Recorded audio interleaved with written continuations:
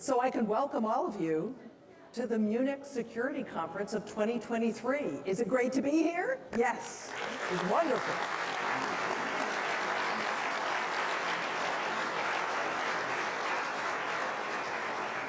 And let me welcome you also to Innovation Night. I'm Jean Meserve, I'm a journalist, a podcaster, and I will be your guide here tonight.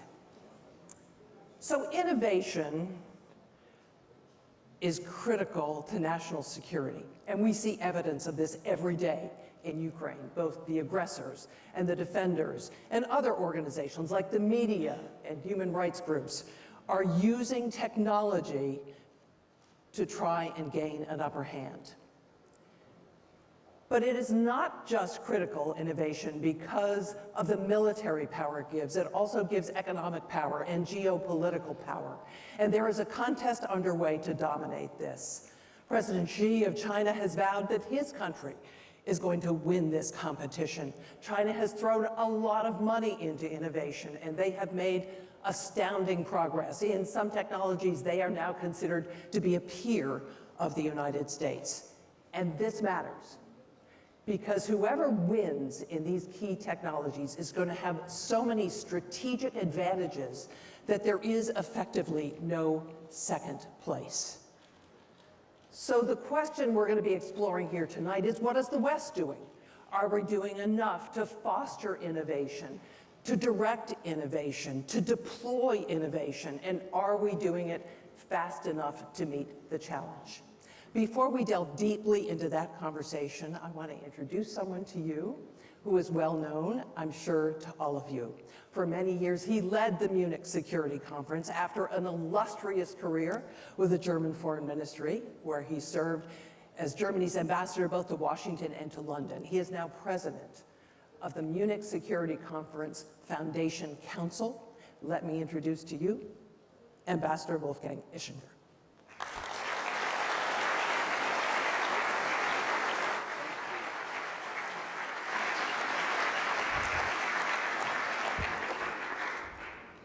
Good evening, and what a great crowd to welcome here. I'm so pleased. I had really, and I'm honest with you, I had no idea when I took over in 2008, as Jean was just remarking,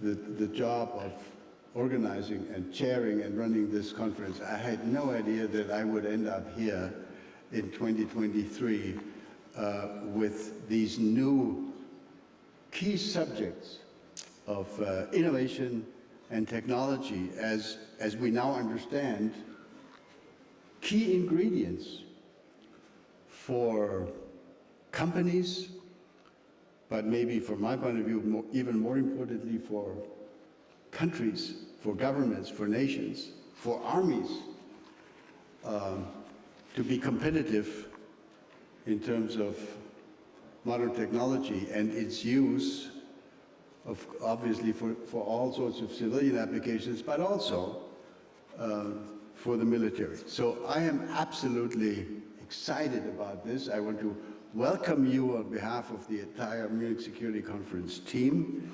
Some of you will be aware that we started having a technology board, the chairperson of which is where exactly? Christian Buch, where are you? Right here in front of me, the CEO of Siemens Energy. And we've really seriously tried to make sure that everybody understands that this Munich meeting, which 20 years ago was, and I'm not saying this in a negative way at all, which was essentially a gathering of political military people, that we've now expanded to include such issues as global health, energy security, climate security, cyber security, and questions of innovation. And having been to Ukraine, to Kiev twice over the last number of months, I think I know a little bit of what I'm talking about, how important innovation has been to the conduct of the defensive war by the Ukraine armed forces, and I think a whole new chapter of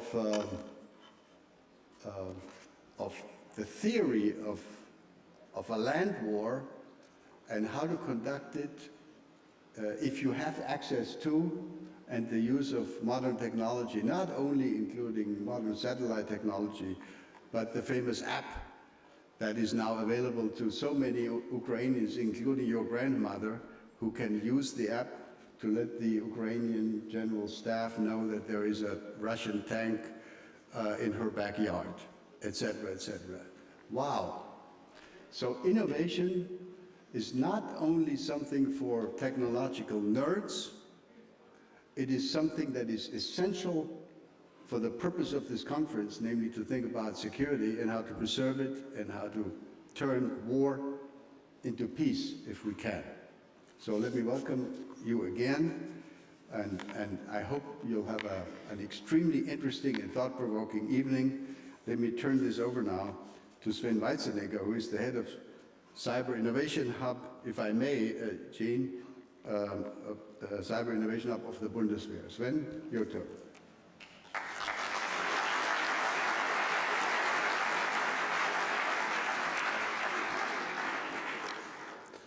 It's my great pleasure to welcome you all to the MSC Innovation Night. We're deeply grateful for the opportunity to hold tonight's event at this outstanding venue. It's the first ever Innovation Night at the Hotel Bayerischer Hof, and we are proud to say it's proof that innovation is not an offside topic anymore. Innovation has become a mandatory aspect of modern defense and digital security policy. The ongoing war in Ukraine serves as a tragic and painful reminder of why we started our work in the first place. Innovation has the power to transform the way we protect our nations and our people. Innovation has the power to let us keep pace with the constant changes of our time. Innovation is the tool to shape our future. This is why tonight we are bringing together high-profile politicians, the military, cutting-edge innovators, or as we like to say, doers. At this point, I'd like to thank the German Ministry of Defense for the unwavering support and political and military leadership, which is vital for any successful innovation unit. We are all in charge of our future. Let us share ideas, let us collaborate, and let us work on common understanding of the future way forward. Thank you for joining us, and I wish you all an enjoyable and enlightening MSC Innovation Night. And now I would like to hand over to the Parliamentary State Secretary of the Federal Ministry of Defense, Mrs. Imke Müller. Thank you.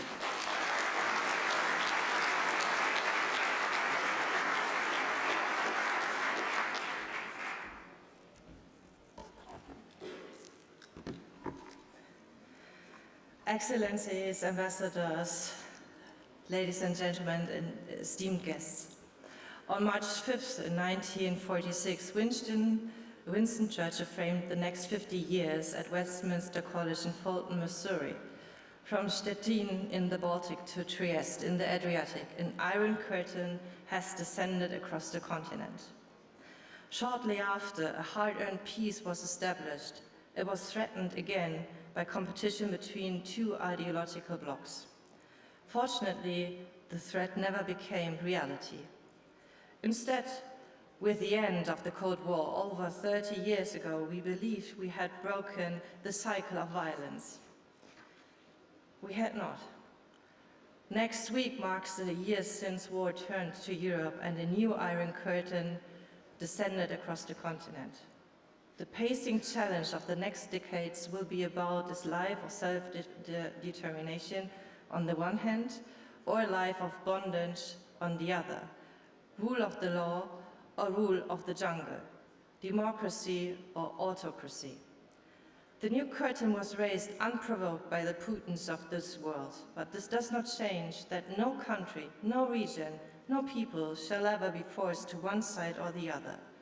So let's make this unmistakably clear. It is the sole right of sovereign Ukraine to choose to be part of the West, from Sevastopol in the south to Luhansk in the east. Ladies and gentlemen, some images of the present may resemble conflicts of the past, but Kiev is not Berlin, and challenges of today are different from those of Cold War. More than ever before in history, war is unbounded. Wars are not only fought on the battlefield, but on the home front, in the factories and living rooms, in the cyberspace and information space. More often than not, wars begin before tanks first cross the border. Russia's imperialistic war of aggression against Ukraine began much earlier with massive attacks in the gray zone, all those activities still below the threshold of armed conflict. This invisible war was and still is fought in the cyber and information space. To prepare for war in the 21st century means to weaken the enemy in advance, unnoticed, by subverting social cohesion through disinformation, by identifying 0 days in critical infrastructure, by infiltrating digital lifelines so that on D-Day, the virtuous spider's web snaps shut to the beat of red-line tanks crossing the border. The invisible war is demonstrable not only in Ukraine, but also in the Baltic states, the United States, Germany, and in many others. Yes, state institutions are deliberately targeted.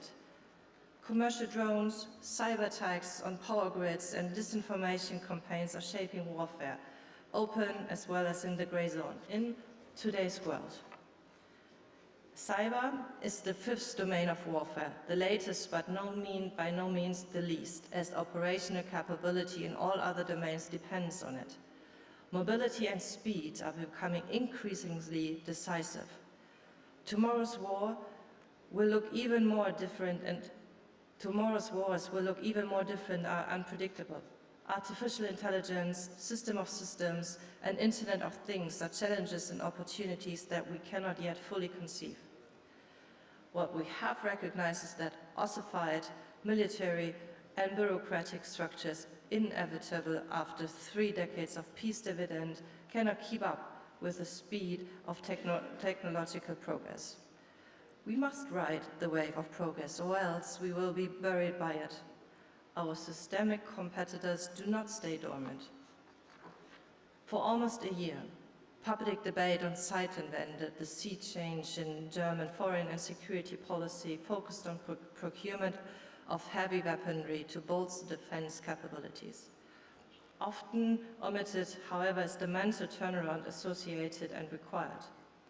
We will not maintain peace and freedom by reverting to tried and tested methods. We do not know what the future holds. To keep up and get ahead requires leaner structures and a consolidated European understanding of security and a greater commitment of private actors. Esteemed guests, dear colleagues, to catch up, the investment backlog of the last decades must be cleared in the shortest possible time, coming at a great cost in Europe. Above all, however, ossified process-oriented structures must give way to solution-oriented work.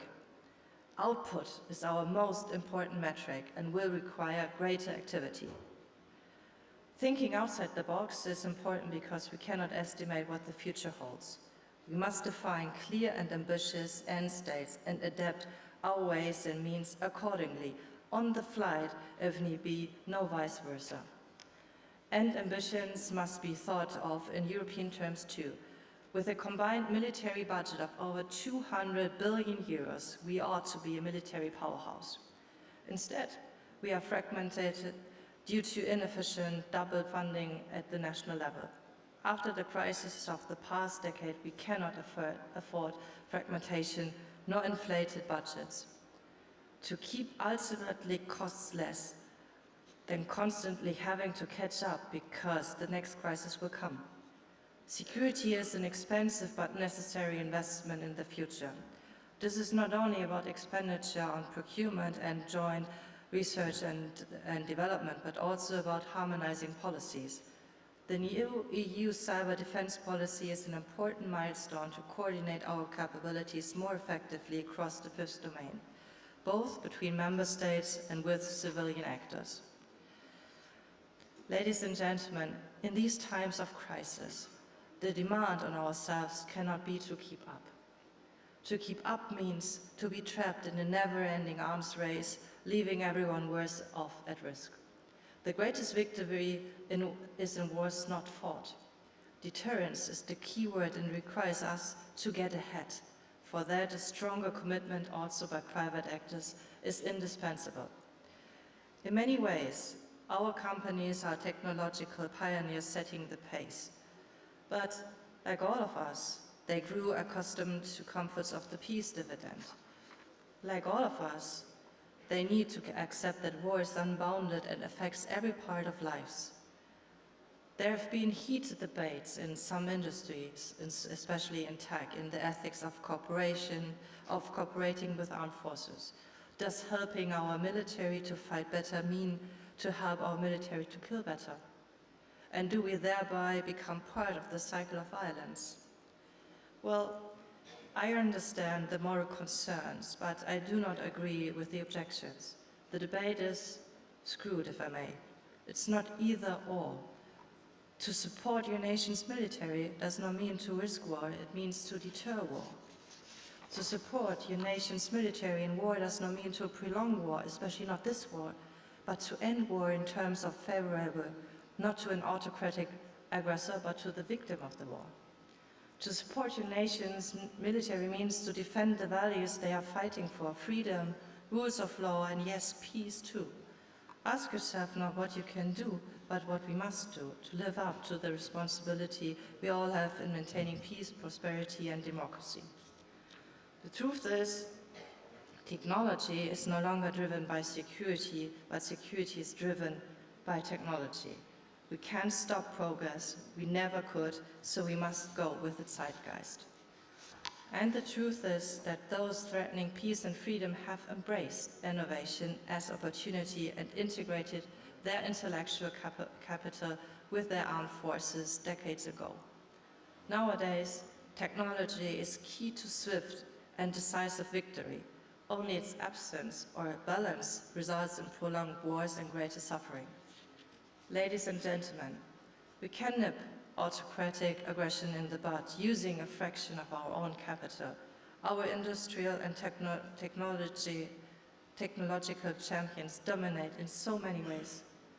And if we all do our bit in politics, military, and society, we can outpace all systemic competitors. A life of peace and freedom will not need to be defended with force. It will be guaranteed.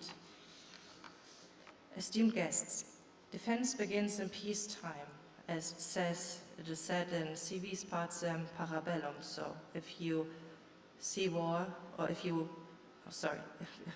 have to be prepared for war if you want peace, independent of the threat level. To be prepared for the uncertainties of the digital age and what comes after demands a lot from all of us in politics, military, and society. The Cold War was not won on the battlefield, but in the midst of our societies, in our laboratories, in our minds.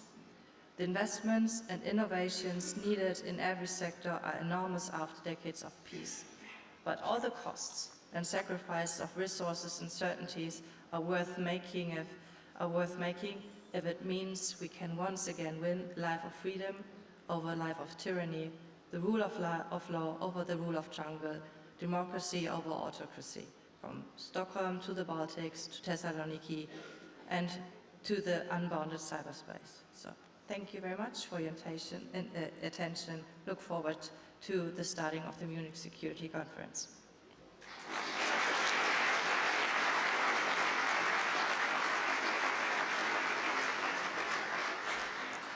Thank you, and we will follow up on some of those ideas in a later panel discussion. We've been talking about innovation here in Munich for several years. So what progress have we made on creating a really dynamic innovation military ecosystem? Well, the Boston Consulting Group has been looking at this question for several years, and they have a brand new survey that is being revealed today. And with us to tell us the results is Rich Lesser. He is global chair of the Boston Consulting Group. Rich.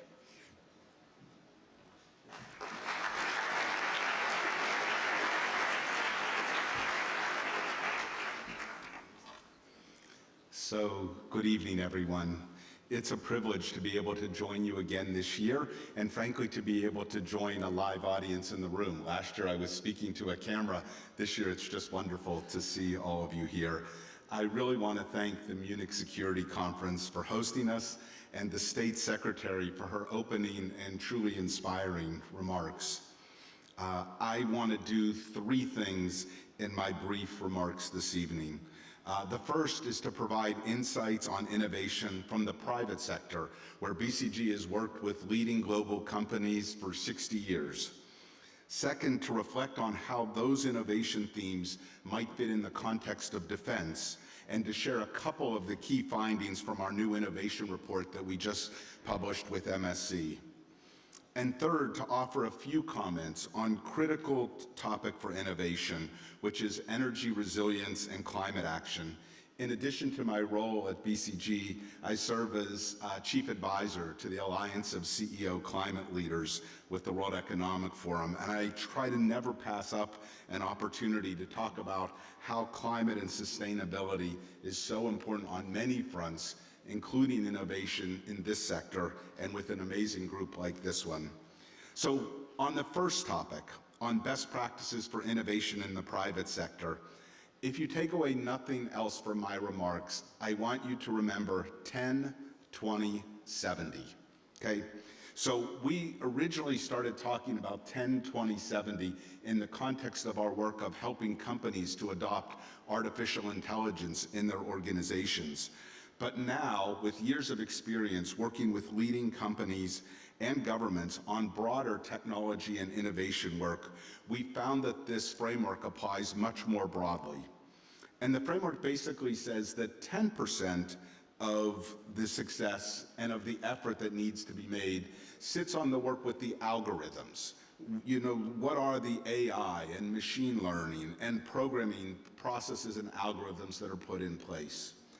20% relies on the technologies that use those algorithms, that aggregate the data, that allow for effective operations with those algorithms. But 70% of the success in innovation and 70% of where the effort is required is about how to build an innovation culture, how to embed innovation into your teams and your training, into how people utilize new tools, adopt new ways of working, and are able to do that quickly and effectively. And what we've learned from working with cutting-edge startups, with the largest global companies, and with public sector agencies, is that innovation is not just about buying the latest technology, but it's even more about creating an environment where people can design, build, test, learn, and adjust ideas through rapid innovation sprints. And I think we're all seeing how that's playing out in the world even right now in this space. So this is all well and good, but how can you actually increase innovation in your organizations? This is the second year that BCG and MSC have teamed up to investigate innovation in defense, and today we've released a new report called The Widening Defense Innovation Readiness Gap. And unfortunately, as the name implies, despite continued focus on innovation, we found that the gap between Ministry of Defense's innovation ambitions and innovation outcomes actually widened between 2022 and 23, on some of the dimensions by more than 15 percentage points on average. We surveyed and interviewed leaders from 59 ministries of defense, NATO, the European Union, and related private sector organizations, and heard how the events of the past year have not only exacerbated challenges identified in the previous research, such as difficulty recruiting, training, and retraining talent, but also revealed the additional stresses that ministries are experiencing. Our report outlines 5 major actions, specific tactical steps, and case studies from private sector and other public sector organizations that you can use to accelerate your own innovation success. And we won't have time to go into detail now, but if I can just highlight the 5 broad themes, they'd be first to to rebalance your portfolio with innovation in mind. So how are you shaping your own investment portfolio? Second, to really engage with suppliers deeply and understand their incentives and their economics. Third, to look beyond new technologies when considering interoperability challenges. Fourth, to reinforce cyber defenses across the entire ecosystem. And fifth, to engage with climate and sustainability and the innovations in that space and how that can be relevant to these challenges. For the sake of time, I just want to highlight two of the major actions from the report this evening. The first is to work with existing and potential suppliers to better understand economic priorities and trade-offs. For example, we heard from many ministries that they want to partner more with startups. But for many early-stage companies, waiting out the typical ministry funding cycle of 18 months is just impossible for them. One example of success we found in this area came from the Australian government, who set a policy to pay contracts up to 1 million Australian dollars within 20 days, and in 2021 paid 96% of the Defense Force's applicable contracts on time. By understanding the economic priorities of suppliers, ministries can better assess the true cost and the levers for innovation. The second key action I'll highlight from the report is to increase investments in climate and sustainability innovations and engage with ongoing commercial efforts in this space. Our most recent BCG Most Innovative Companies report includes, for the first time ever, insights on innovation in climate and sustainability. Private sector businesses are increasingly seeing that action on climate isn't just a cost to meet social responsibility goals, but a major lever to unlock value in the years ahead. 2/3 of companies that we surveyed ranked climate and sustainability as a top corporate priority.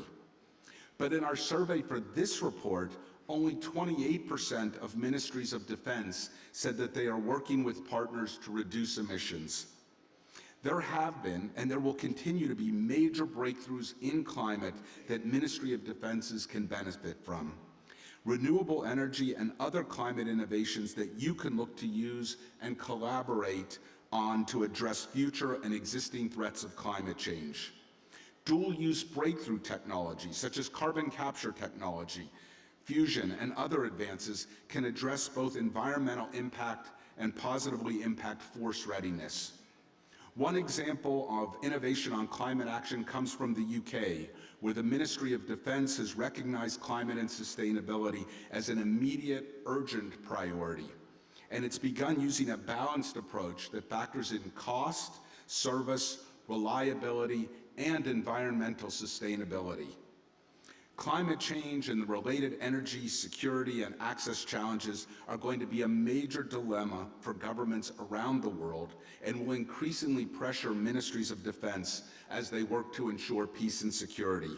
And MODs are uniquely positioned to play a major role in climate action because you're the only entities that have experience deploying the kind of major capital investments that are on the scale we will need to address this challenge and this crisis, which is $150 trillion, $150 trillion over the next 30 years. So I'll close with two quick final points. First, I'll just mention that my colleague, Matt Schluter, BCG's Global Defense and Security Lead, will discuss our report and actions for ministries on the digitalization panel a little bit later in this session. And finally, if you only remember two things from these brief remarks, the first is 10-20-70, as you think about accelerating innovation in your organizations. And the second is take a time to read the report. I think so many of you took time to give input and share stories and help set the frameworks here. I think you'll find it really valuable and hope you can take a few minutes to look at it. Thank you so very much.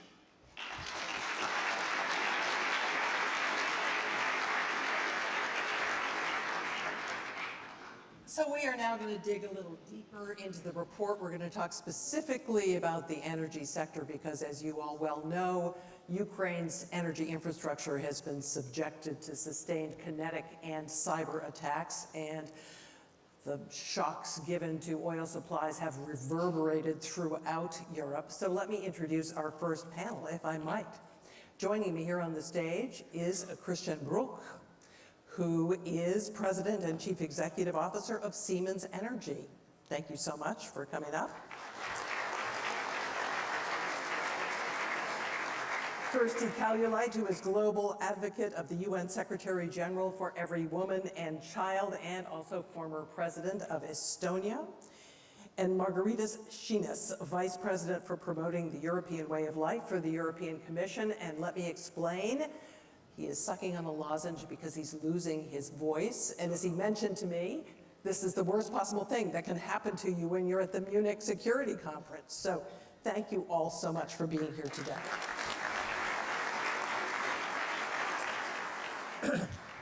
Oh, and we've agreed to first names, no disrespect intended or taken, I'm sure. Kirsty and Margaritis, the report we just heard about was looking at innovation specifically in the energy sector. And as was mentioned by Rich Lesser, the innovation gap has grown wider. I want to get from each of you a sense of whether the same problems exist in the bureaucracies in which you live and work. Is there also an innovation gap? Kirsty, why don't I start with you? Well, innovation gap, which also in the report is looking really stark this year, I feel that part of the increase in that is people really recognizing, vis-à-vis the aggression going on, that actually they need to provide practical solutions to practical problem, which is war in 21st century. Whereas last year still, all this was quite a lot of theoretical discussion. And what do we need to overcome this are a few things. First, we must make sure that we guide our defense sectors to work on interoperability, no monopolies, no oligopolies, interoperability. This would be a radical change and radical liberalization of creative power of our defense industry, frankly. Second, when we go for procurement, it would be more procurement for participation in our test beds, rather than very precise technological description of what needs to be done in military innovation. And third, let's be proud that previously the game was this way, that the military people invented the new toys, then when they were tired of playing with them, then we were given their old toys, and then they invented new toys. Now in the free world, as opposed to China, for example, these toys are very much invented by private sector, and for years we've been speaking theoretically here at Munich how to onboard this private sector innovation into defense. Well, look at Ukraine, how this onboarding is going. This is how we should go about innovation in defense and in military.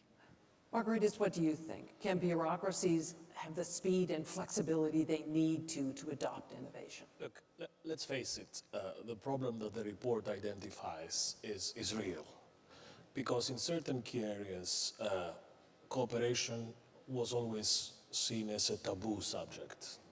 Take, for example, health. For years, for decades, European cooperation on health was taboo. Nobody should do something European on health because healthcare is a national issue, it's the finance ministry that pays for hospitals. But then it took a pandemic to realize that unless we act and manage collectively as Europeans, the vaccines, the mobility certificate, the Restart the Economy instrument, we are doomed. So the same thing happens with defense, I think. For years, the defense establishment, there was a tendency that we are better off alone and that the European sort of cooperation was something that was not really in the cards. Well, it took a war in Ukraine to understand that we have to do this together. We have to use taxpayers' money from the peace facility to buy weapons for Ukraine, that we have to budget together through the EU Defense Fund, that we have to streamline procurement, produce our own defense research instead of buying everything that others produce. So it's a process. It's a real problem, but I think that events and the outside atmospherics, the pressure on us, will guide us to the right direction. I would have liked this to happen under normal circumstances, but you know, this is Europe. Welcome to the European Union. The complacency and the feel-good factor is what is killing Europe. Outside pressure is what makes Europe stronger. Christian, I'm curious what this looks like from your perspective in the private sector. Are you seeing actual change when it comes to bureaucracies, militaries, and otherwise?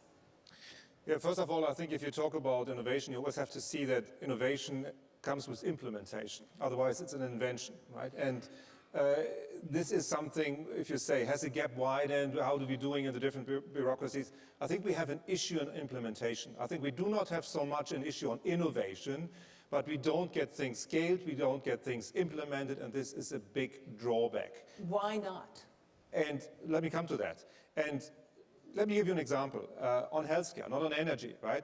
What would have been the time to deploy an mRNA vaccine if we wouldn't have a pandemic? That would have been probably pretty long, right? I mean, to get this approved. And I see our societies, particularly in the West, the democracies, challenging with implementation. And I see it in the energy sector itself. The energy sector obviously is a sector which is actually also not used to innovation. We always have to be clear. It is a sector which is used to stability, to resilience. Don't try something out which is not operating. And this is not the best condition for innovation. But what I do see is, if I compare, for example, the widening gap and how is it, I see autocracies, and we're obviously operating more or less everywhere around the globe, who have a very long-term plan. I mean, if you sum up the last 5 years plan and look on the energy technologies, they are executing very good. They might not be on the invention side as good, but implementation is good. On our side, I think we have an increasing gap in terms of getting things scaled, getting things done. And some of it is the risk aversity we have in our businesses and the time we need in our systems to get something rolled out. If I roll out an energy technology into the market, it roughly takes me 5 to 10 years, right? I take very little risk on the innovation if it takes me 5 to 10 years. And I think this is something which we need to crack on thinking about how can we use the power which is in our societies, because we still have a fantastic environment to really implement something. So there was a real necessity for innovation because all of Europe was facing the after effects of the Ukraine war, the side effects of the Ukraine war when it came to energy. Did innovation help Europe get through this winter along with Mother Nature, who's given us mild temperatures? Sorry, Kersti. I just wanted to emphasize, which you said, which is very important. I am really puzzled by the risk adversity of, for example, defense industry, similarly like energy industry. I mean, everybody in banks and big energy says, I mean, green turn is not bankable. Nobody is building even an ammunition factory without guarantees nowadays, even if we all know that, I mean, defense budgets are spending. I would really like to understand what's the root cause of that risk adversity. I mean, why are businesses not anymore ready to take reasonable risks based on the environment, what they are seeing evolving around them? I don't know why, but this is definitely something about implementation. You are right, not about, well, invention. Yeah, there's two things now. The one thing, did technology help to get through the last energy crisis? Absolutely, yes. That's not a question. I think so many things have been done. They're all short-term, right? I mean, optimizing energy consumption with apps. I mean, as Wolfgang pointed out in his case, there have been a lot of changes on how processes works, what is dependent on gas, switch them to electricity and so forth. So a lot of things have happened, but it's relatively short-term action, and this is nothing about the transition which we have to do, right? Why are we so risk-averse? I mean, all business models are based on risk aversity in the energy sector. We have to be very clear. I mean, I have a good example in my company. We are very risk-taking, or we were very risk-taking in the renewables when we developed, let's say, wind technology. This is the business which is loss-making now because we took risk which is not paid by the market now.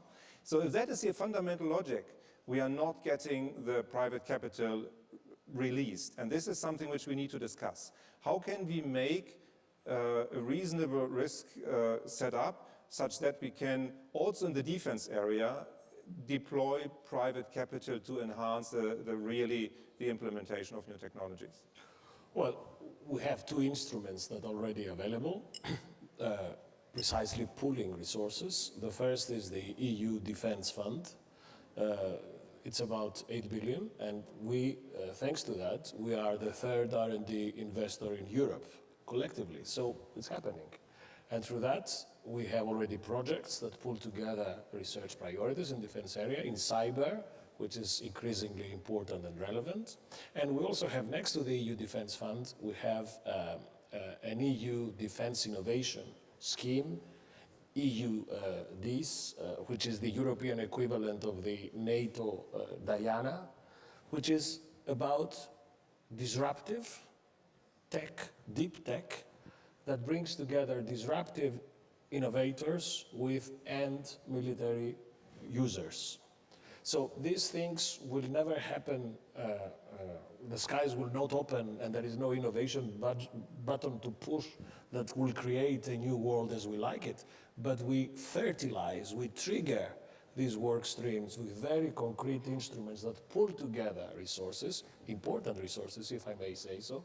And that's also, as the President was saying earlier, that's also a nudge to industry to follow, because this is public money, EU money, but this is not exclusively financing by the EU. This is something that can be complemented by state and industry funding. So a window of opportunity. Enough? Or does more have to be done? Well, I can mainly speak for energy, right? And I think we completely underestimate what we have ahead of us, right? We are super vulnerable and we are continue to be vulnerable. That's not a problem per se. It just means we need to manage these vulnerabilities to get more resilient. So I think also from funds and public frameworks, certain things can be triggered perfectly, right? But I mean, never forget, I mean, we look into whatever you take as a time frame, next 20 years to spend 50 trillion, right, in terms of energy transition, make it more resilient. This cannot be by funded programs. If you take all funded programs which are existing on the globe, it covers 3% of the costs which are needed for energy transition and introducing new stuff. This is something which I really would like to support, that this kind of thinking which we have in Europe, that public sector underwrites everything. I think we cannot get the green turn done, whether it's the national government or commission. We cannot underwrite green turn. This is not possible. And indeed, I think the same applies for revamping our defense industry. We cannot underwrite all what needs to be done to be also safe and secure. This is not possible. But for the green turn to happen, what do we need? And this is here where I have to ask Margaritis.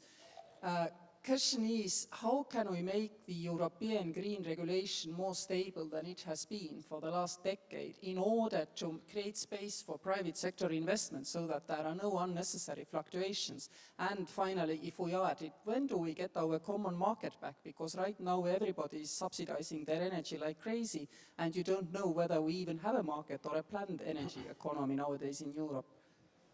Response? First of all, on energy. Contrary to the doomsayers and to the prophets of disaster who were predicting that Europe will go dark this winter, that we will all be freezing to death, that this is the end of the European energy market, once again, Europe proved much more resilient than many would have expected and most of its enemies would have hoped for. We proved them once again wrong, as we did with the pandemic, as we did with instrumentalization of migration by authoritarian leaders in our borders, as we're doing it with the war. So on energy, the regulatory response was robust, was common. We organized the alternative providers. We brought down spectacularly the level of dependence from Russian fossil energy from 50 plus to 17.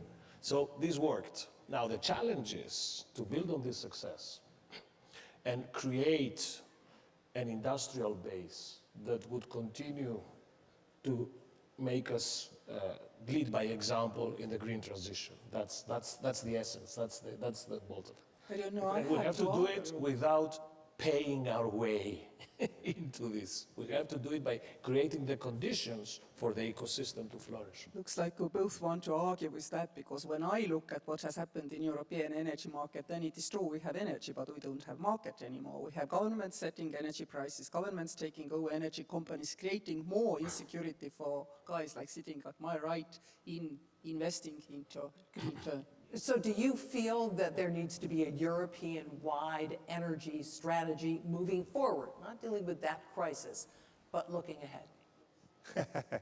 First of all, I would just like to comment. I think what the past months have shown us, Europe is not bad in crisis mode.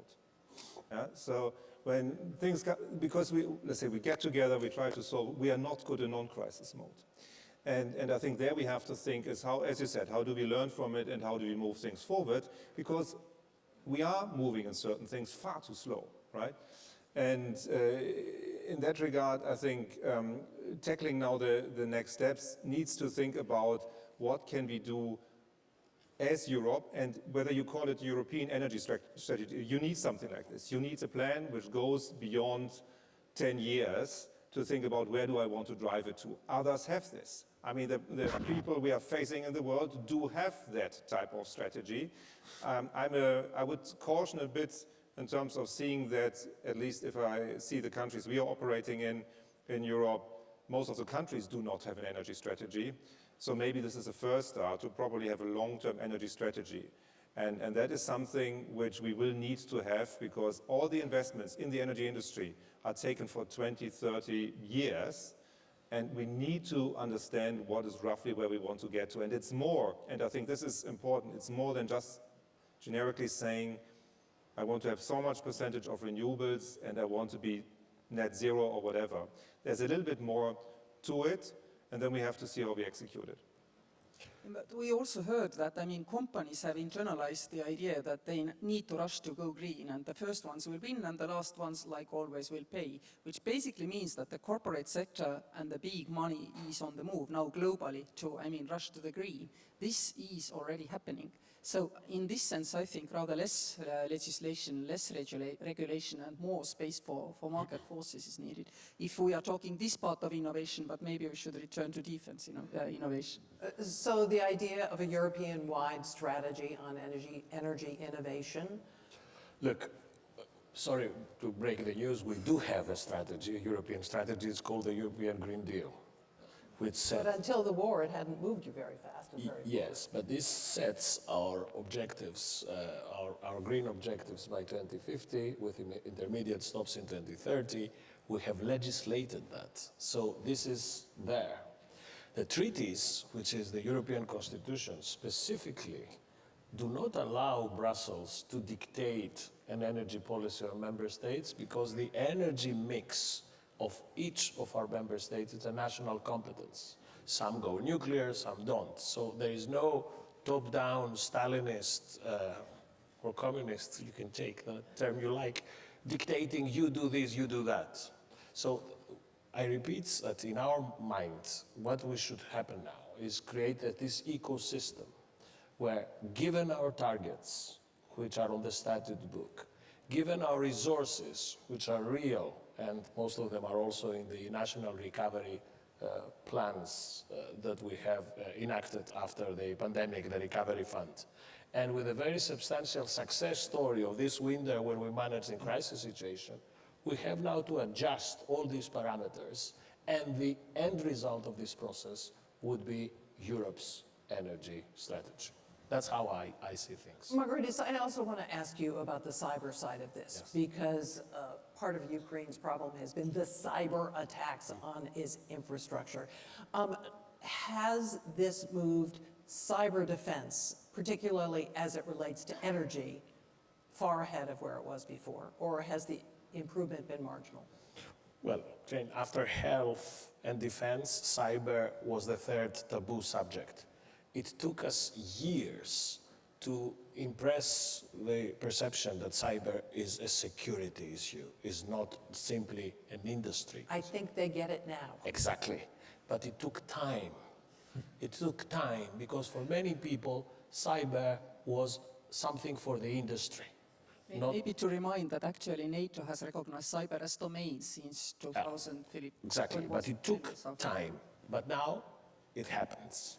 So now we have both very robust cybersecurity regulatory environment in Europe. We have specialized agencies.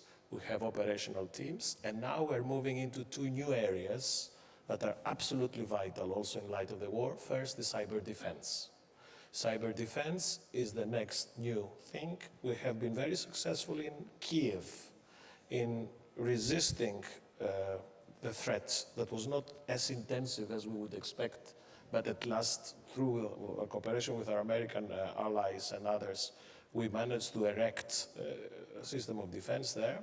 And the next to cyber defense, the other new thing I think we should concentrate on is products.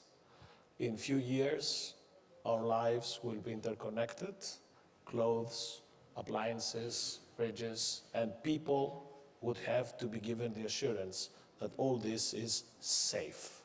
So we are enacting now a Cyber Resilience Act precisely to address the need to provide security and safety parameters for the products.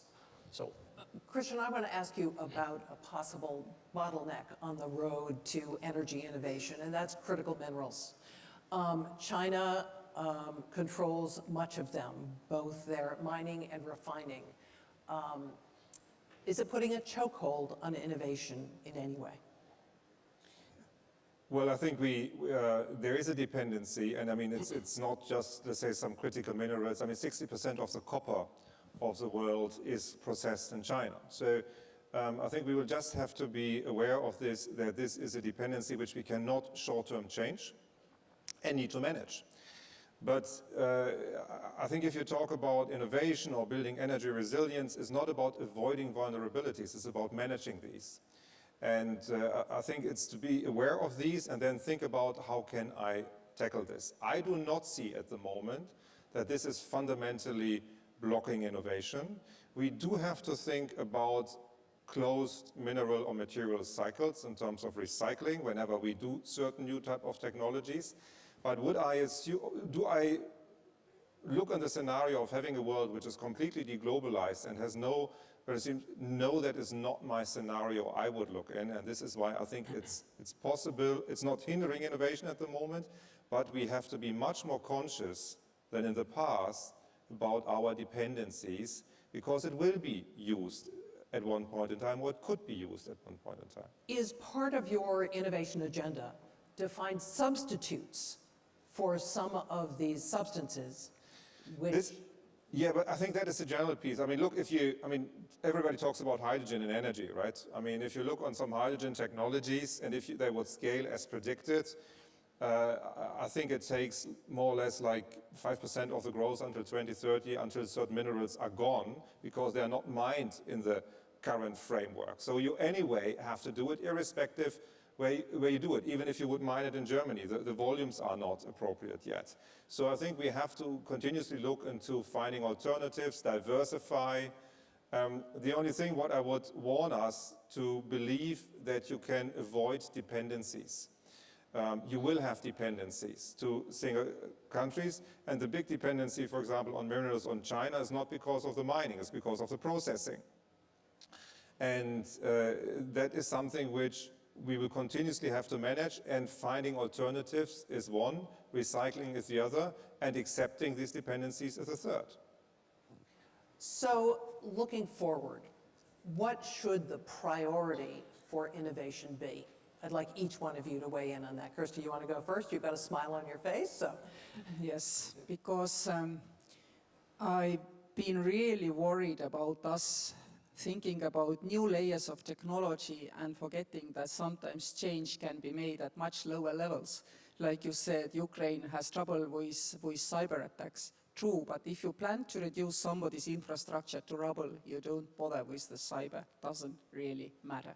And this is what is always the reminder. With new layers of technology, we still have to remember the mass.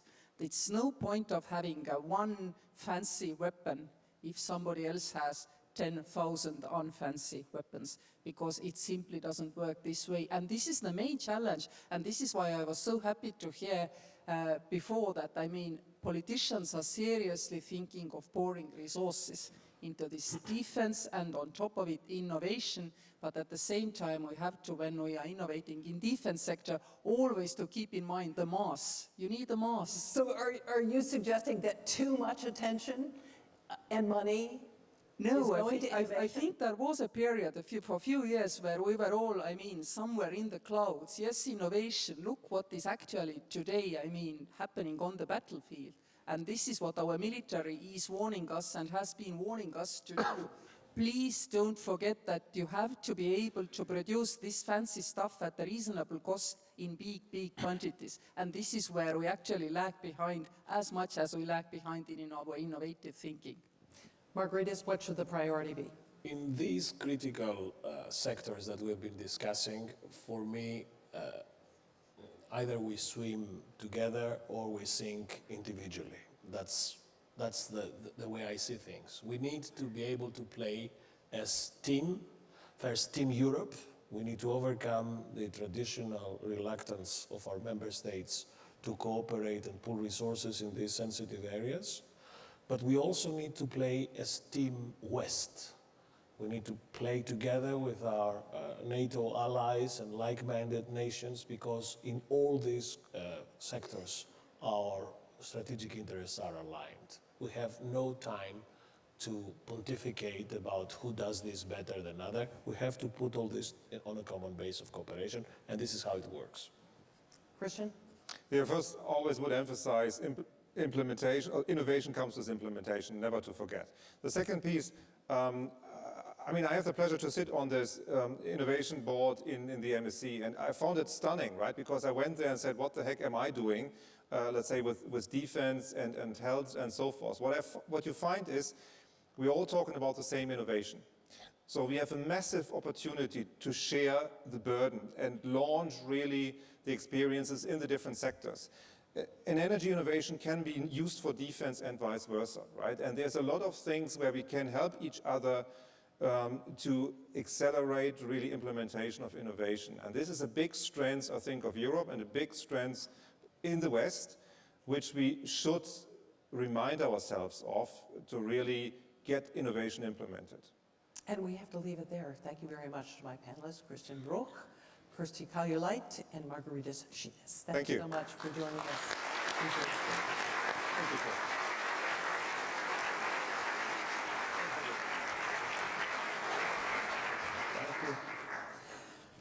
Thanks so much. And good luck with that voice, by the way. Tonight, we don't want to just talk about innovation. We actually want to show you some innovation.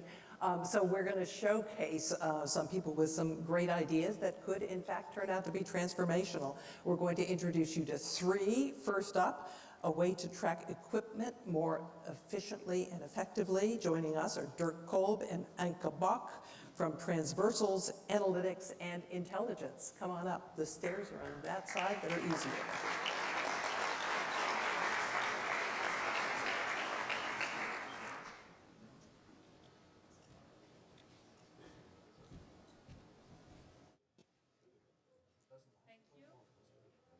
A very warm welcome from our side. My name is Anke Bock. I'm Security Officer at Transversals. Transversals is a German startup. We are 4 years old, and we are specialized in artificial intelligence, big data, communication intelligence, data fusion, and geopolitics. What we want to present now is our solution, our service for monitoring complex situations, and we will do that on the current scenario of the Ukraine war. Dirk Kolb, who is our founder and passionate CEO, will give you a short introduction in the next minutes. So thank you very much also from my side. It's a pleasure to be here today. It's also an honor to be here today. What you're going to see in the upcoming slides is an introduction to what we can do as Transversals, and I think it will be very interesting.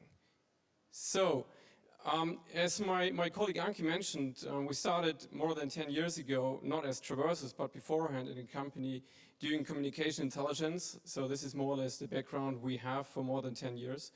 We developed solutions, really heavy solutions, which are hard to transport, hard to deploy. And while we were developing those solutions, we realized, okay, the type of the sensor technology is not that easy to bring into a danger zone, to bring into a war zone, to bring into regions where it's really hard at the end. So, and at the same time, we realized when it comes to publicly available information, there is a lot of information available coming from the worldwide sources, global sources. There's 6 billion users using TikTok apps, Telegram apps, Twitter apps, whatsoever. Because whenever something appears in the global world, we can be sure someone is twittering about it. Someone is putting a video to the social media, sharing some insights, so showing smoke, showing the explosion, whatever. So therefore we said, okay, what about developing something completely new based on publicly available information, something which provides us a 24/7 monitoring of news, social media, blogs in a GDPR and terms and condition compliant way. So by doing so, we get access to a lot of different use cases. This is something you're gonna see right now, and hopefully it's not too small. When you solve the technical issues behind, there are a lot of technical issues, especially when you try to consolidate and let's say make the huge amount of data smaller to be more readable. When you solve those technical issues, you get access to a lot of different use cases you see on the right side. And this was also the starting point when we started working together with the Cyber Innovation Hub 1.5 years ago. We had a project which was called Prometheus AI. So we were monitoring data sources, something like Twitter, to listen for emerging critical situations inside of Germany. So whenever you had a train accident or a plane accident or something like that, we were listening for it just to give some early indications. So, and at the end, what is of interest for us right now is the war in Ukraine. So therefore, we are introducing today some of the new services we can provide based on the platform we developed the last 4 years. It's a service which is called Dynamic Frontline Monitoring in Ukraine. So we are collecting information from publicly available data sources very close to the Ukraine frontline. We're analyzing those data sources, or let's say those data messages, with a lot of AI in the background to get a time-sensitive, geo-bounded information. And the nice fact about the service is that it's self-learning. So this means whenever we see a change in the frontline, the algorithm in the background is self-learning. And this is what I heard beforehand, getting things done. I mean, it was our idea some weeks ago to give it a try, and we realized at the end it's working, what we're doing here. This gives us close to real-time information to the current Ukraine frontline. So if we go to all the processings in the background, this means we have machine translation inside, which translates information from more than 100 different languages. We have a lot of AI in the background. It's fully automated. It's running 24/7. It's GDPR compliant, which is very important for European customers and European companies. So I think we did our homework as a startup to really solve a lot of technical issues. So if you have any questions afterwards, feel free to contact us. Finally, I will hand over to my colleague again for the final remarks. Thank you. Some final remarks. Please scan our QR code. You can get the presentation afterwards. And we are happy to receive your comments. Please feel free to contact us. Thank you for your attention. Thank you very much.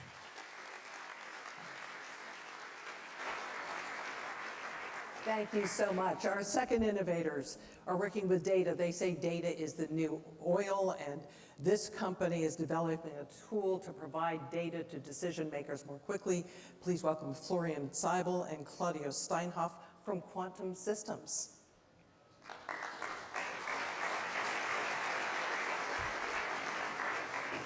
Oops.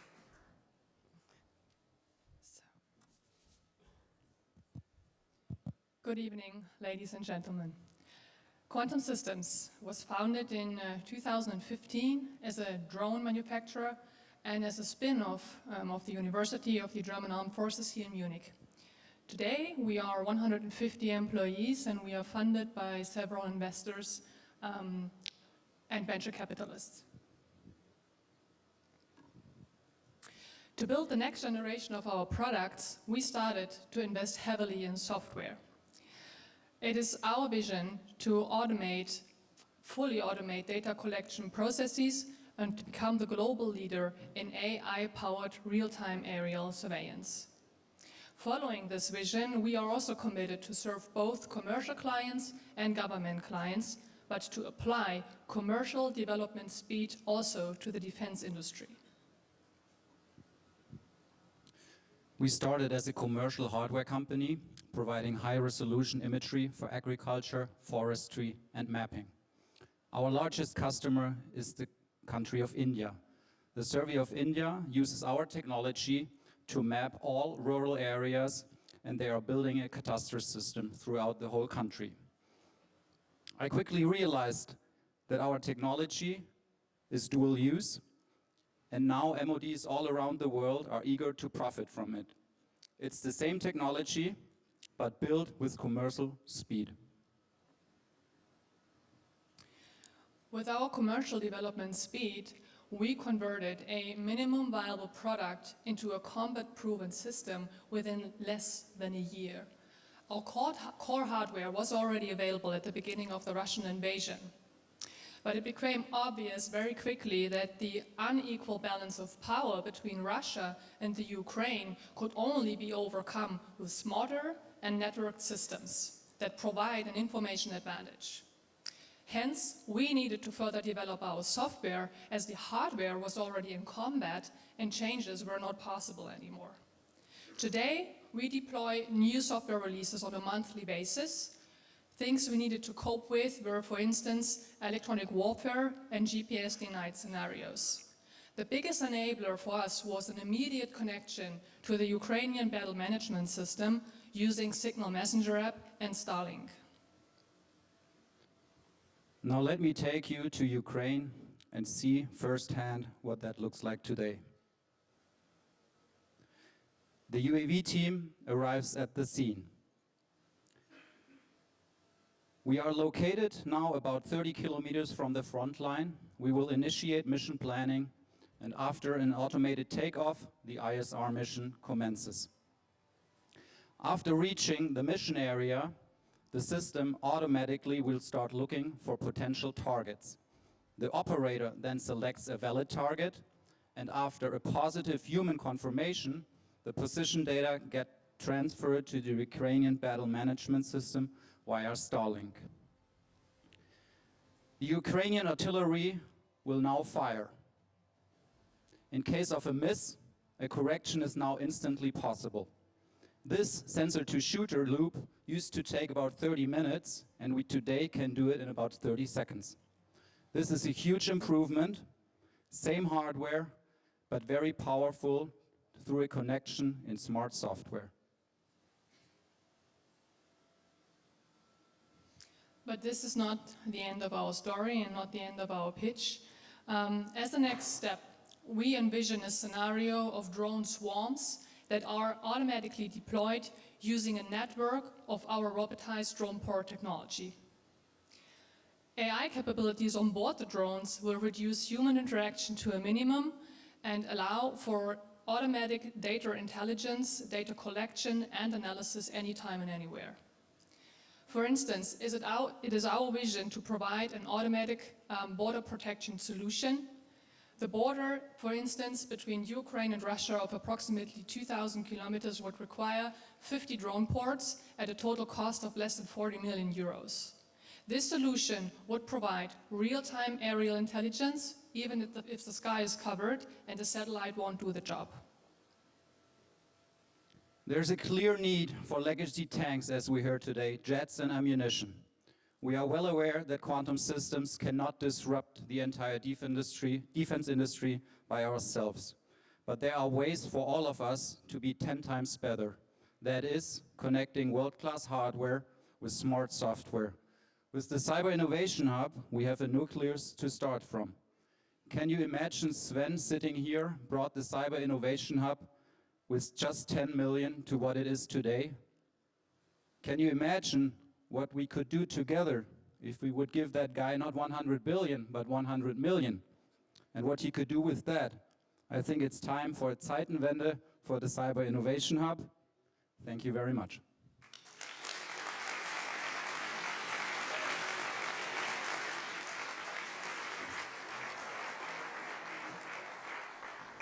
Well, not only a pitch for quantum, but a pitch for Sven. I'm sure you like that. Yes, okay. We have a third set of innovators to present to you. There is an ever-increasing flow of publicly available information which can be analyzed and put to use for intelligence and other purposes. Our next company, Formation, has designed a technology that will do this more comprehensively and quickly. Philip Stelzer and Sarah Sandman, take the stage. It is yours.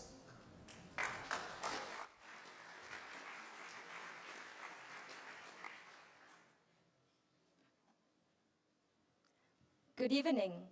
My name is Sarah Sandman. I'm Innovation Manager at the Bundeswehr Cyber Innovation Hub. And at my side is Philip Stelzer. Philip is co-founder and CSO of Formation, a German startup. Together, we will now surprise you with the Innovation Project 108 of the Cyber Innovation Hub, Interactive Maintenance Site. Imagine a maintenance site, 13 football fields large. In this site, army vehicles undergo an intensive reconditioning after use in mission. To get this job done, 100 vehicles are disassembled, overhauled, and reassembled at the same time. As just one vehicle consists of 15 assembly groups, up to 1,500 assembly groups are stored and processed somewhere on the site. Remember, it's huge. 13 football fields. Well, what might be the daily question of the mechanic working at the site? Of course, where are my parts? Instead of working on the vehicle, up to 30% of time is just wasted on searching the right material. And now, here is the challenge. How do we get more equipment ready for usage faster? To address the challenge, we found a solution. A solution on the commercial market we adapted to our use case. Formation. Thank you, Sarah. So what we brought in is Formation. It's essentially a super easy to use software tool for the workers on site that is highly scalable to digitalize processes in these very large work environments as we see it here. And as you can see from the picture, we work mainly map-based, so it's actually really easy to understand for the people on site where the parts are and what needs to be done.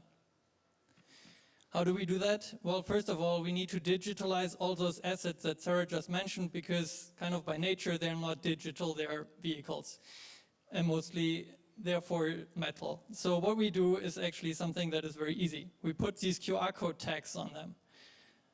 And then, as the next step, the worker comes, scans the QR code, and puts the object, in this case a vehicle or an assembly group, on the map. And now everybody can actually very easily find it on the map just using an application on their phone. That also, at the same time, provides us with the actionable data, live overview that everybody can use.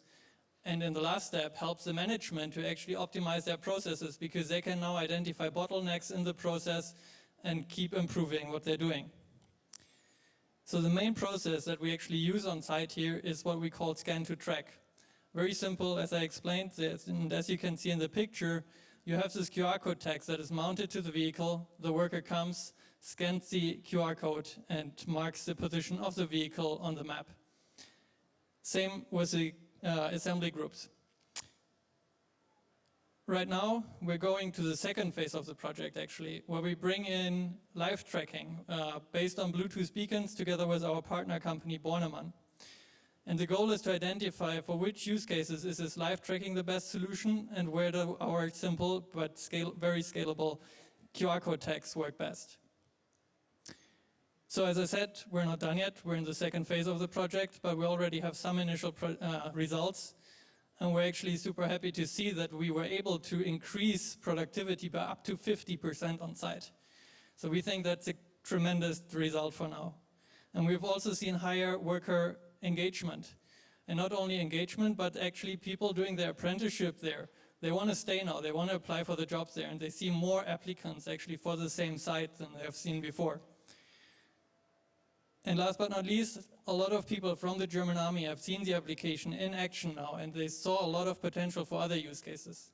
So we're not only excited about this project, but we're also excited about potentially taking this further into more use cases with the German and maybe other armies as well here.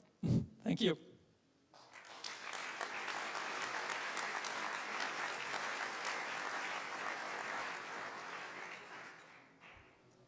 Come on down. Thank you to all of our innovators for their ideas. Please keep them coming as we continue to innovate. So as has been mentioned, Ukraine has been a test bed for many technologies, and there's recognition that the country's own infrastructure has contributed to its resilience and to its war efforts. We are pleased this evening to be able to bring you the view from Kyiv, with remarks from Ukraine's Deputy Prime Minister and Minister of Digital Transformation, Mikhailo Fedorov. Greetings from Kyiv, the capital of the bravest country in the world. Looking back at the past year, it was the most challenging time both for the country in general and for every Ukrainian in particular. I am the head of the Ministry of Digital Transformation of Ukraine, and prior to February 24, we were mostly working on making Ukraine the most convenient country in terms of digital public services, developing IT sphere and creating favorable tax conditions. But everything changed on February 24. Now we are a part of the digital war machine and try to do our best to support the military, to provide them with the most innovative technologies. The world has not seen such a devastating war, but at the same time, such technologically advanced war at all. I do believe that the newest tech, modern solutions and creativity will win over tanks, larger manpower and even missiles. It's the 21st century and it's the time of AI, UAVs, neural networks and Starlinks. Artificial intelligence helps us to identify Russian soldiers. Chatbots make it possible to inform the army in real time with civil intelligence about the movement of enemy troops and hardware. Starlinks instantly restore communication in liberated territories. UAVs became the eyes of the military. We believe that the future belongs to countries that implement the best tech practices and have strong cybersecurity. To those who are open to sharing their best solutions and implementing experiences of others. It's fair to say that Ukrainians are one of the most resilient nations. But in terms of digital, it's not a random thing. Let's say we did our homework. I mean that prior to the war, Ukraine managed to build a strong digital infrastructure. It became the basis for our resilience. The last couple years we have done the reforms on development and securing the state registry system, implementing systematic approaches in cybersecurity. Big part of our work was also providing high-speed internet access and educating people with basic digital skills. A week before February 24, the most crucial decision was made. Ukraine adopted the law that allowed migration of state register in the cloud environment and abroad. Cloud storage basically helped Ukraine survive as a state. Everything operated well: tax system, government agencies, banks, critical infrastructure. It's hard to predict what if. What if Ukraine didn't have strong cybersecurity and government systems had failed already in January? What if we had not managed to secure state register before a cruise missile hit the data center in Kiev? What if we had a few internet providers instead of thousands of them? Thank God nobody knows these what ifs. That means we managed to do our job well. At this moment, our team is focused on keeping Ukraine running and online despite the blackouts. Unique conditions that no other country ever had. It's challenging, but bearable. At the same time, we are developing a new military tech ecosystem.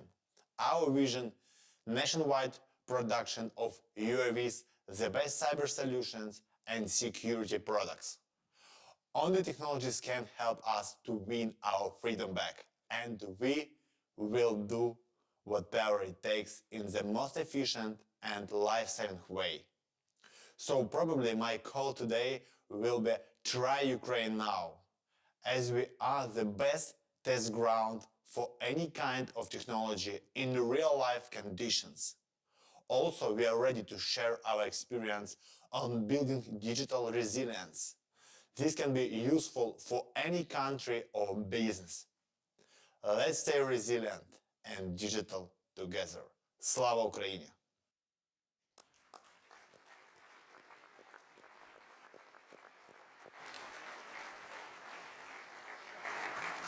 So we heard earlier about military innovation specifically. We're going to dig now into that subject with a great panel. Let me introduce them.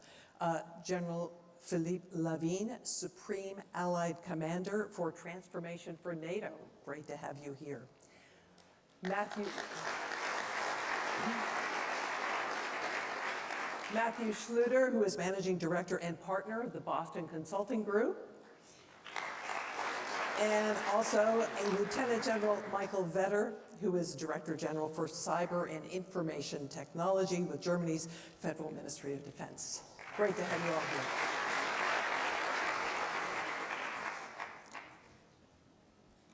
So I'd like first from you generals to get some reaction to the Boston Consulting Group report, which showed this innovation gap growing.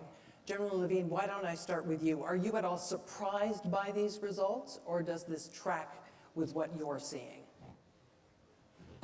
No, I think I'm really positive on that. I think, for example, we were told to work on hybrid warfare. It was in 2010. And in Allied Command Transformation, we create in 2012 our Innovation Hub. We create an innovation network, and today we've got more than 10 nations among this innovation network with more than 16 entities for innovation. Last Monday I was in Prague, and I was in the Czech Technical University. And of course, they've got a great innovation hub, and we were talking about quantum, we were talking about autonomous system, we were talking about a lot of things, medical applications also. So I think it's already here, but it has to, as it was said, scale up, speed. I think it's time to, and there is a huge sense of urgency to commit more on innovation. And as it was said also, NATO has created last year in Madrid this Diana, which will help us to accelerate the innovation. And the beauty is the innovation by design, the innovation by the network, and because we will have the opportunity to leverage the nation's accelerators, of course. And there is also a NATO fund, which will be very soon engaged for innovation with the startups. So I think definitively it's there. We have to speed up. But innovation is not only technology, it's mindset and processes, but we have already talked about that. And we will dig a little deeper into that question. But first, General Vetter, your impression of the report and whether it jives with what you're seeing. Thank you. I guess one of first or the most important issues is the 10-20-70 issue. We tend to be focused on tech. We tend to, hey, this is nice and shiny product, and how can we bring it into our inventory? We have to talk about processes, structures for true. But in the essence, it's culture. It's culture, it's mindset, it's the willingness to break the system, it's the willingness to work in different ways. It's the willingness to accept failure, fail often, but fail early. And it's the willingness to question your own system. And there I think this is probably the biggest lever that we have to push in order to really become more agile, to use all those now shiny buzzwords about agility and innovation cycles. It's culture. So you've both mentioned culture. Militaries are huge, cumbersome bureaucracies which have set processes, particularly for procurement.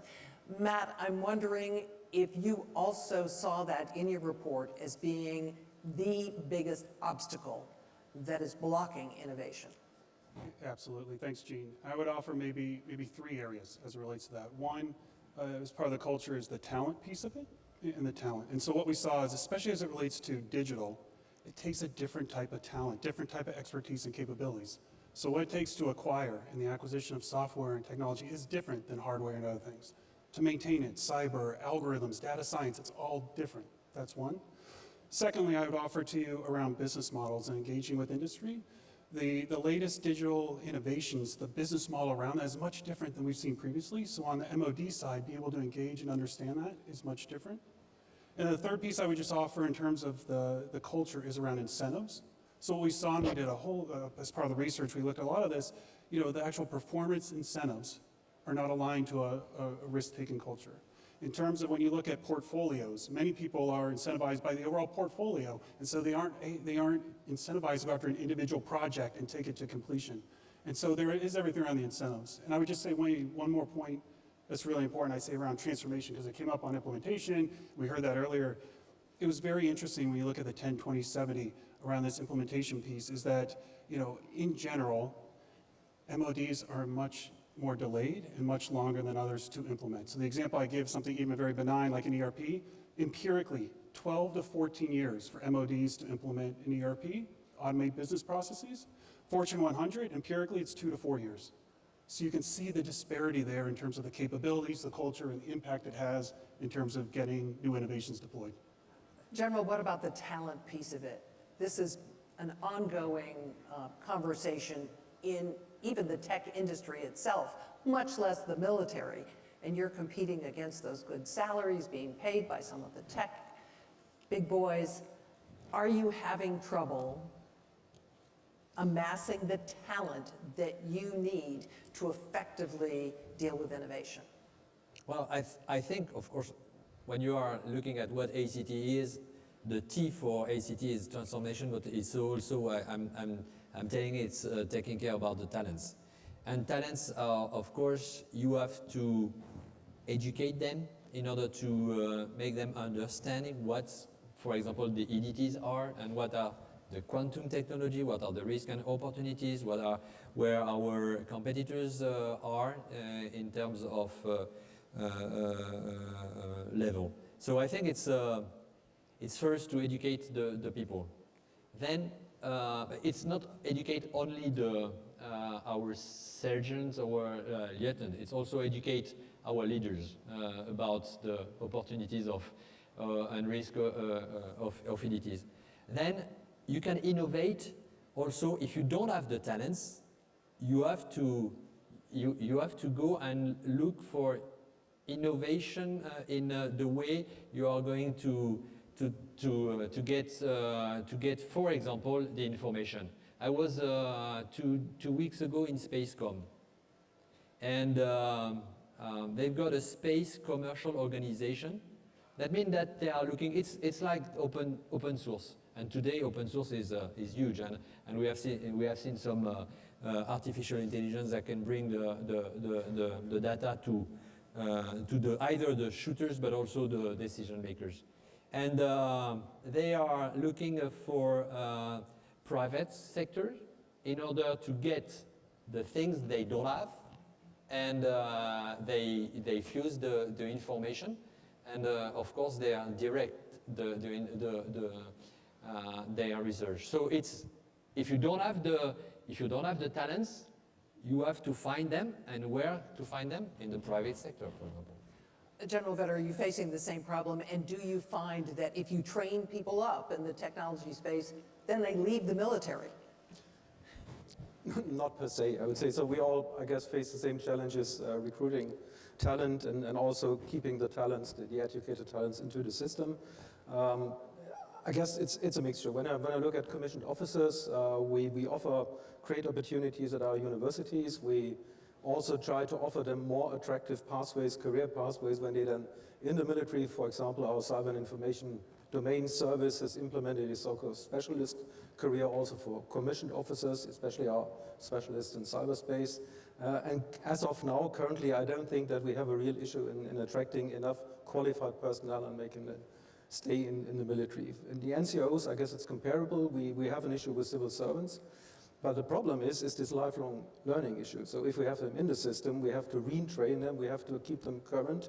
And as General Lavin said, we have to partner with industry. Now we are in a very good situation concerning the Bundeswehr, that we have this BWI, which is a 100% government-owned, privately run company, a large IT system house that not only assists us with talent, but which also provides us IT services. So this try to look at your own ecosystem, try to qualify your personnel, try to be attractive, and I think we are relatively attractive, but also find smart ways to interact with industry, and also ask BWI in this case to establish their own ecosystem with industrial partners in order to be more agile than probably we can be as a government institution. General, go ahead. Oh yeah, just want to add something. If you don't have it, you have to go and look for something in another place. For example, we've got this experimentation and this exercise which is called dynamic messenger. What is it?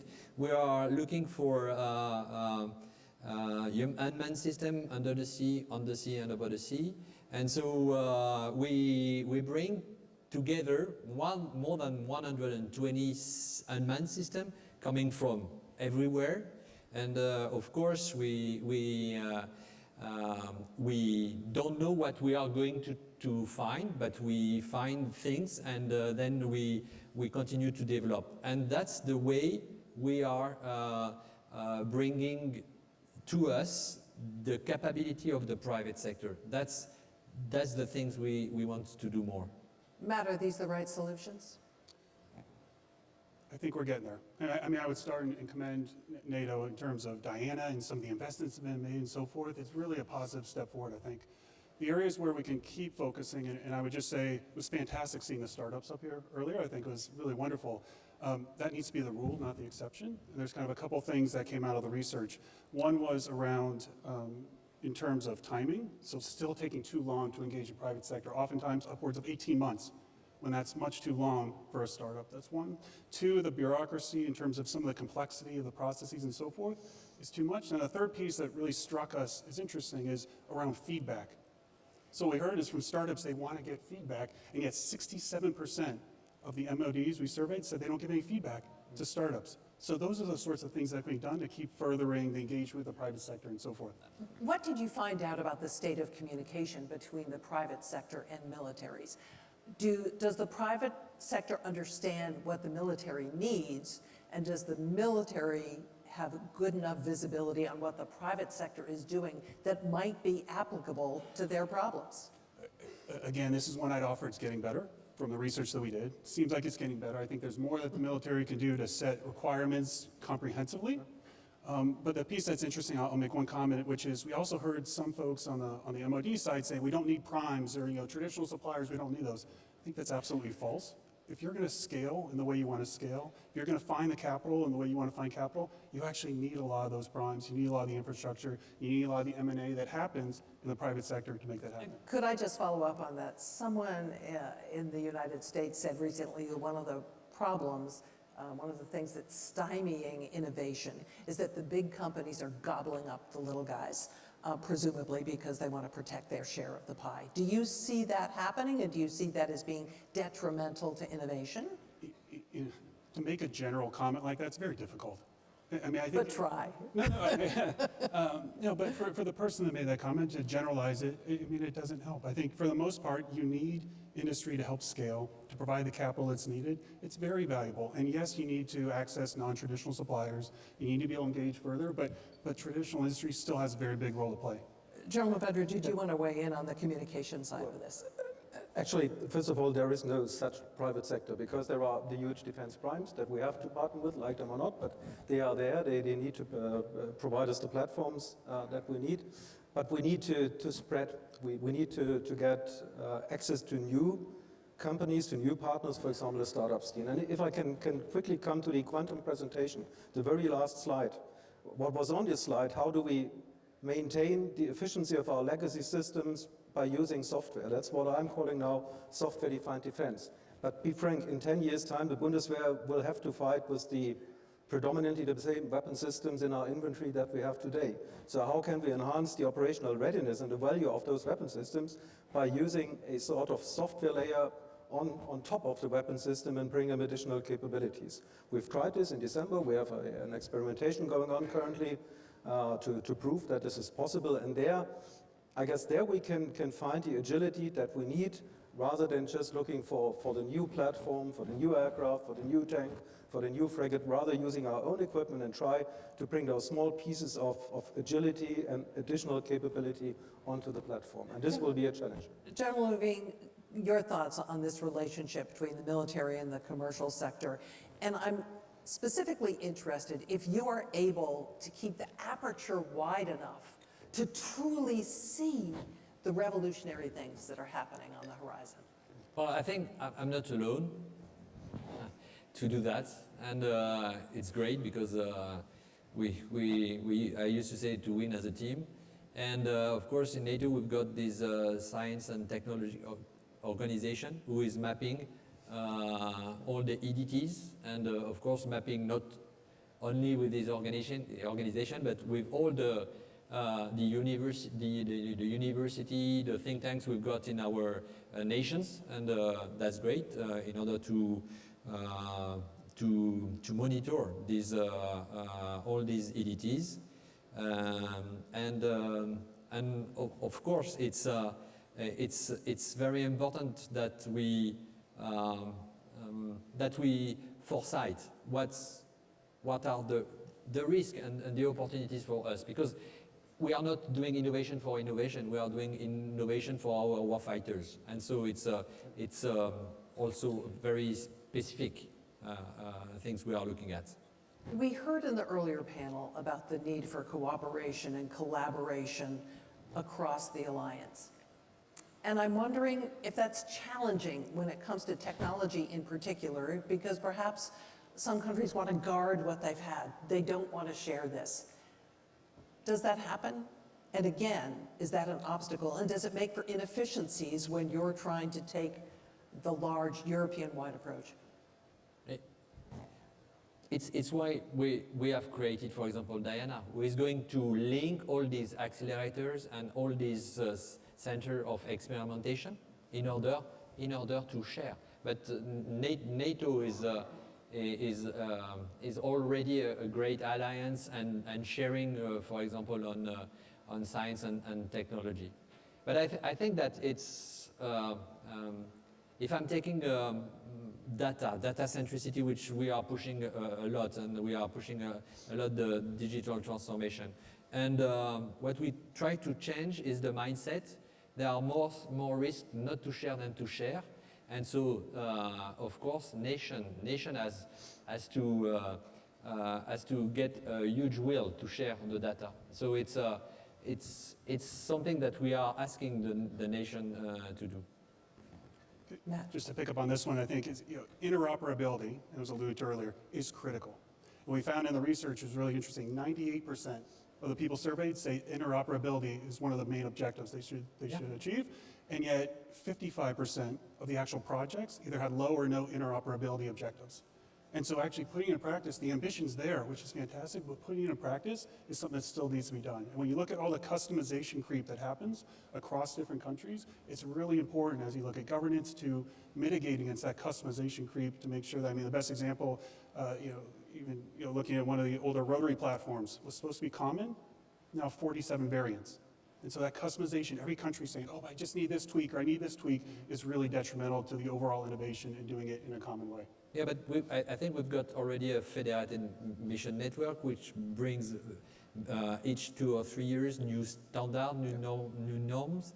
So we are working till years on this normalization. And because we are moving to the digital era and transform digitally the alliance, we have already adopted the civilian norms because defense don't have to create their own norms, especially in digital era.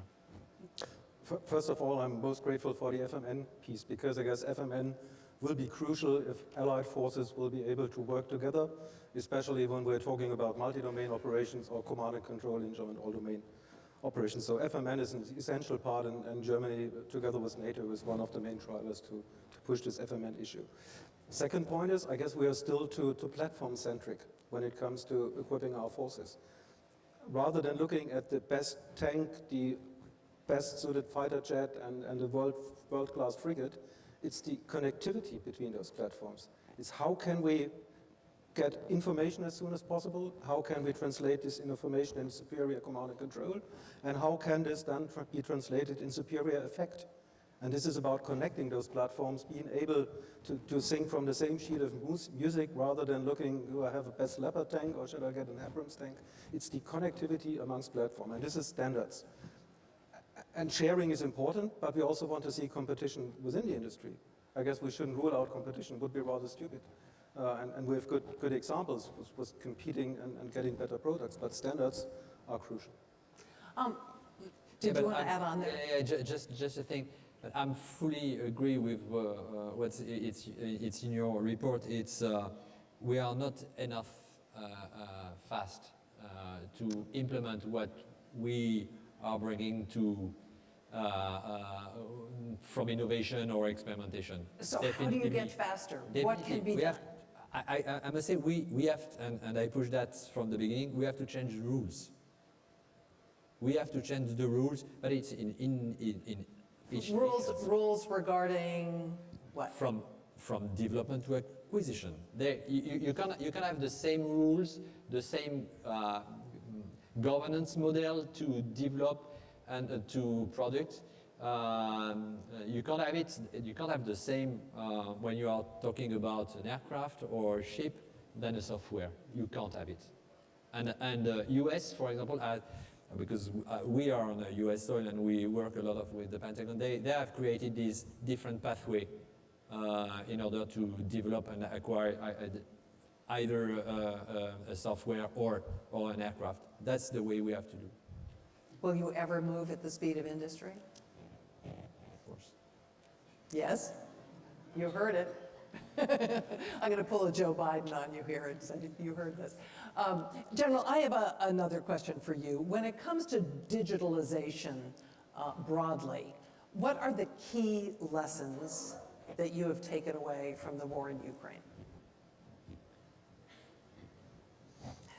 Well, as the Minister of Digitalization, and just to say to you that he was in, we've got some tight sprint organized in Virginia, and Mr. Minister was with us in VTC already, because we've got NATO has, of course, a huge partnership with Ukraine, and we work a lot on digitalization. I think it's the way they bring to life what we think. And you have heard about the cloud services, and I was talking with you, Madam President, is about the government has set the rules, the new rules with this cloud, and it's so fundamental, of course. Data centricity, because data is paramount and it's our blood. And the mindset is where do I have to bring the data, and of course to the shooter, but also to the decision maker. So I think it's either the will of this nation to go faster than we are running the things in terms, for example, of cloud and data centricity. But the app we were talking about before, the app that bring the situation awareness coming from everywhere, it is called the Delta app, and it was initiated in ACT, this software, because we've got coders, we've got warfighters working together, and of course we share with the Ukrainian, but the Ukrainian people take it and make it happen so fast. General Vetter, would you say that Ukraine has shifted priorities in terms of innovation? I would agree. 6-7 months ago, we had a discussion where we had the Deputy Ukrainian Defense Minister in a VTC, and he was framing a nice sentence that it's probably not a smart idea if you have to fight a large Soviet-style army by employing a small Soviet-style army. So you have to be more agile, you have to be more faster, you have to be more creative, and that's what they're doing. Now we cannot translate the Ukrainian situation one by one on Germany or on NATO, because we're not, fortunately enough, not in a wartime situation. However, what we see Ukraine currently is a huge experimentation, a huge test bed, where they try and error, and if it works, they scale. And what we have to build up in our armed forces and in NATO, in our nations, is those experimentation structures that allow us to test the software, to be agile, and if we say, okay, that's what we want, to be able to scale it at the speed of relevance. This is crucial, and therefore we have to adapt structures, we have to adapt processes, but we have to establish mindset. And it's again 10, 20, 70. Matt, in doing your survey, did you find that the ministers of defense had found religion on the matter of cyber defense? And are you able to recommend some best practices in that regard? Yep, we found a couple things as it relates to cyber. One, the vast majority, north of 70% of the cyber attacks weren't novel attacks. It was actually a lack of compliance with existing processes, and it was an organization of people. So that's one, that's fixable, which I think is very positive.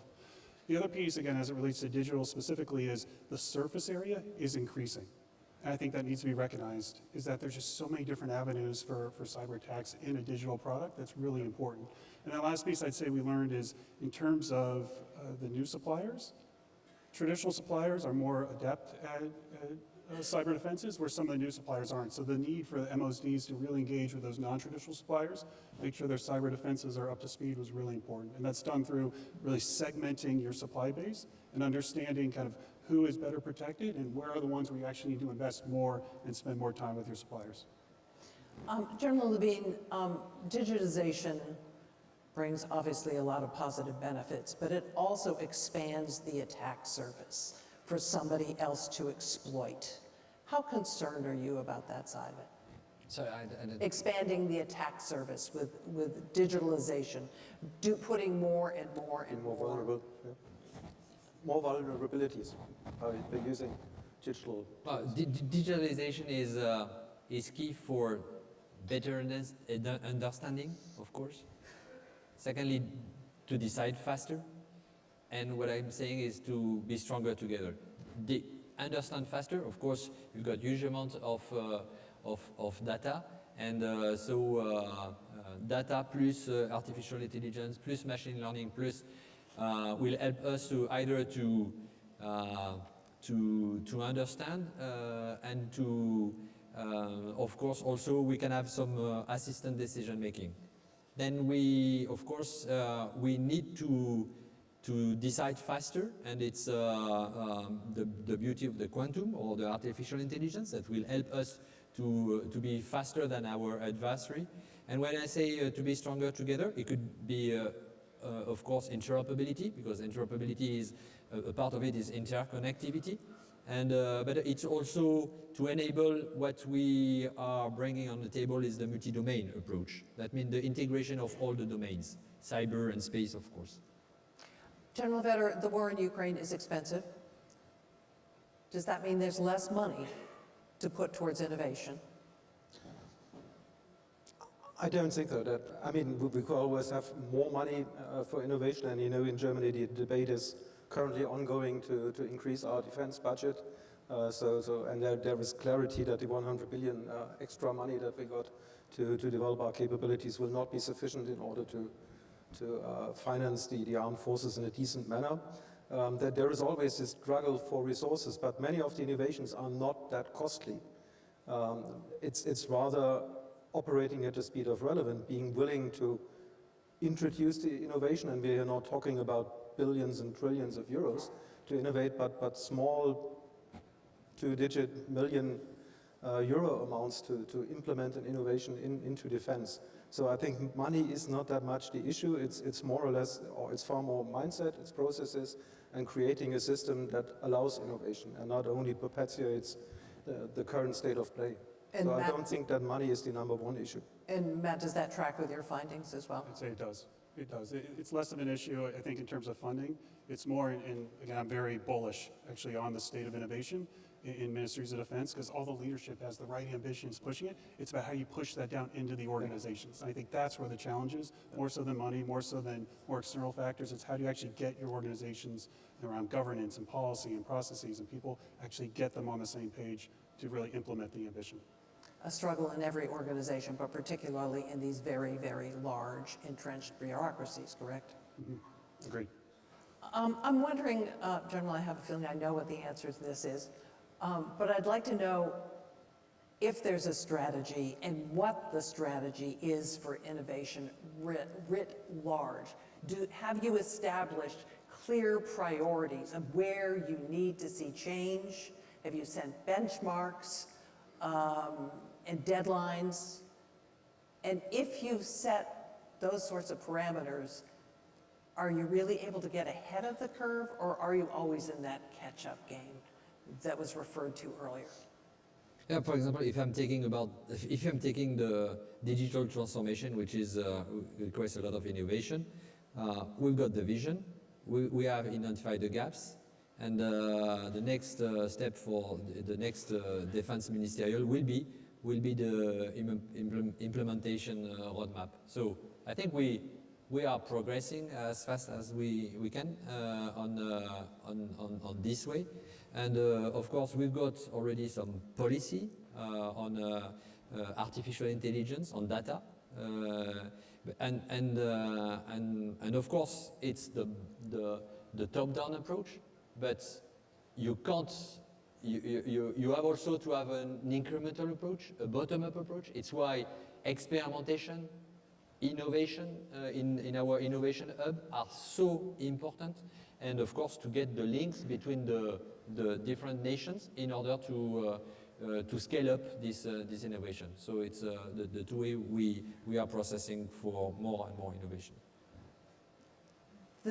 And of course, this report will help us to bring that on the table to reduce to change the rules we need. I agree. It was a very good report. I agree with that. The task for militaries isn't just to catch up and deal with the current problems. It's trying to get ahead, to be ahead of the curve, to see what's coming. As we wrap up here, I'd like each one of you to sort of give me your #1 thing you think has to happen in order for keeping ahead of that innovation curve. General Vetter, why don't I start with you? We have to establish a culture that allows for innovation, that also tolerates failure, and we need to realize that we should not look for the golden nugget which gives you the 100% gold-plated solution in 10 years' time, but we must be fast. Time, maybe I could put it down to one point. Time is crucial, and we must do anything to become faster, more agile, to bring innovation into the system. So if we could all agree that we need a timely solution rather than a perfect solution, I guess it would be a huge achievement. So the general took mine, so I'll offer one additional one to build on, and I'd offer this, which is when you look at R&D, historically, militaries are more on the research side, a lot of basic research and so forth, and you have industry on the development side, quickly iterating, innovating to put stuff into the field. I think there can be a shift that the military can do, and we've seen that in Ukraine to more quickly develop and be on the D side of R&D, to quickly look at what is needed by the warfighters and put that into the field more rapidly. That balance can still shift to the right a little bit. Number one? Wow, they've got already said everything, but I think the trust in innovation is very important. So how can you build the trust is to practice innovation. And what are the consequences if militaries don't innovate? Well, you'll be prepared for the last war and you will be losing on the battlefield. That's relatively easy. So you're no longer relevant, and then it's, well, they don't have to spend money for it. We will not be as good as our adversaries, so we will lose. And we are out of time. Thank you all for joining us today, General Levine, Matt, and also General Vetter. Appreciate you all being here. Thank you so much.